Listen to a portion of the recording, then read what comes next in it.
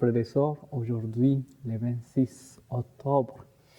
Donc, comme d'habitude, Jésus nous parle. Il nous parle avec sa parole de vie.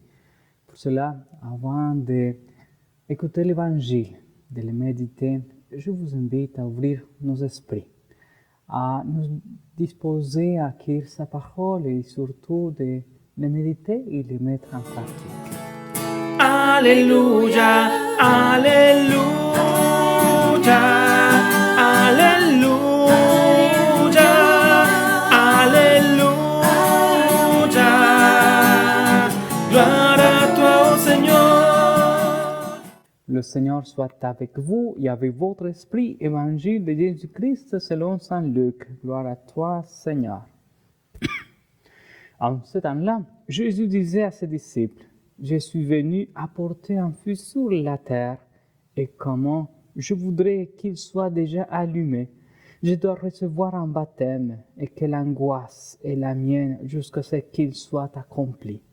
Pensez-vous que je suis venu mettre la paix sur la terre? Non, je vous l'ai dit, mais bien plutôt la division, car désormais, 5 personnes de la même famille seront divisées, 3 contre 2 et 2 contre 3. Ils se diviseront, le père contre le fils, et le fils contre le père, la mère contre la fille, et la fille contre la mère, la belle-mère contre la belle-fille, et la belle-fille contre la belle-mère. Acclamons la parole de Dieu. Louange à toi, Seigneur Jésus.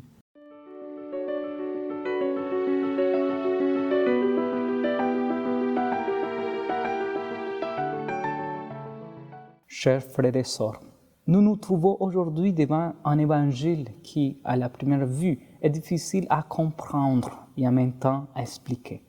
En termes québécois, ça prend un peu la tête à Papineau. Je voudrais réfléchir sur l'expression de l'évangile. Jésus est venu apporter un feu sur la terre. Il y a quelques jours, une famille m'a invité à leur chalet. Comme d'habitude, à la fin de l'été, ils ont allumé un feu et autour, nous avons partagé des expériences vécues. Chaque fois que nous avions ajouté plus de bois, le feu devenait plus grand et plus chaud. Par conséquent, le feu que Jésus nous apporte est le feu de l'amour de Dieu qui illumine la vie de tous ceux et celles qui accueillent sincèrement dans leur cœur. L'une des images avec laquelle nous présentons l'Esprit Saint est le feu, et c'est à travers de l'Esprit Saint que nos cœurs peuvent être illuminés de ce feu d'amour illimité, universel et inépuisable. La présence de l'Esprit Saint est toujours dans nos vies et nous sommes appelés à aussi faire notre part afin que ce feu ne s'éteigne jamais. Ce feu doit être alimenté par la foi, l'espérance et la charité dans la communauté et dans la famille.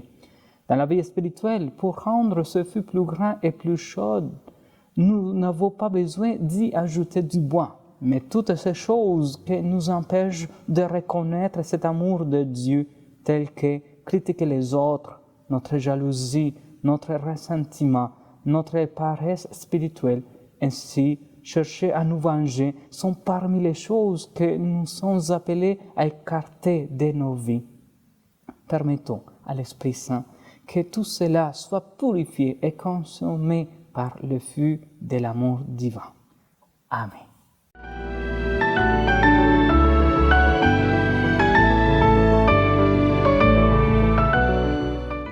Frères et sœurs, avant de nous séparer, je vous invite à dire à notre Père pour la paix du monde, surtout pour les pays qui sont en guerre, surtout pour les gens qui souffrent à cause de cette situation.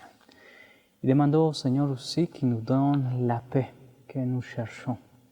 Assemble notre Père qui es aux cieux, que ton nom soit sanctifié, que ton règne vienne, que ta volonté soit faite sur la terre comme au ciel. Donne-nous aujourd'hui notre pain de ce jour.